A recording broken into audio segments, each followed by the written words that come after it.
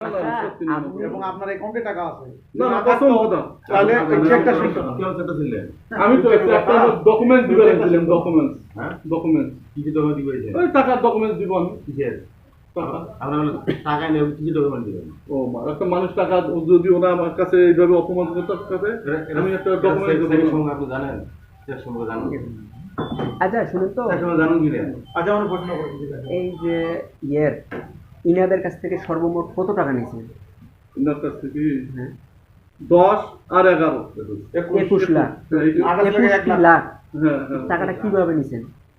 ছেড়ে ছেড়ে দিছে ওরা, মানে হাতে নিছেন না ব্যাংকে? হাতে দিছে। হাতে দিছেন। তো এটা কি কয়জনের চাকরির বাবদে নিছেন? এই তো 2 জন। দুইজন। হ্যাঁ। কিসে চাকরি দিবেন? ওই তো সেনাবাহিনী দিবে, সেনাবাহিনী। স্যার দিবে, sir major Jahangir Alam sir. Major Jahangir Alam sir. হ্যাঁ। আচ্ছা ওনার স্যারের সাথে আপনার কেমন করে পরিচিত? আমার সাথে বলছে আমার ছেলের বিয়ে হচ্ছে এখানে, বুঝছেন? আচ্ছা ছেলের বিয়ে হচ্ছে, বিয়ে দেওয়ার পরে আমার বাড়ি 2 দিন আসলো। আসার পরে আমার তো 3 ভাগ্নে আছে, তা কান্দাকাটি করলো আমার ভাইয়ের সাথে। কান্দাকাটি করলো যে তিন ভাই যদি একটু কোনো কাজে লাগে দেওয়া যায় একটু দেয়া না কেন। তখন কিন্তু কান্দাকাটি যখন করলো তখন করলে ঠিক আছে দেখি আমরা চেষ্টা করি। শ্রীবন্দর বাড়ি কিন্তু অমরপুর। অমরপুর। ওইখানে কয়জন আপনার? 4 জন। একজন আমার ভাগিনা, আপন ভাগিনা। তা তখন কিন্তু কান্দাকাটি করলো, তো ঠিক আছে আমার ভাইটা করলাম, ভাই যদি দেওয়া যায় তিন ছেলে আমারই ভাগিনা, তুই হয়তো করে দেন। তুমি দাঁড়াও।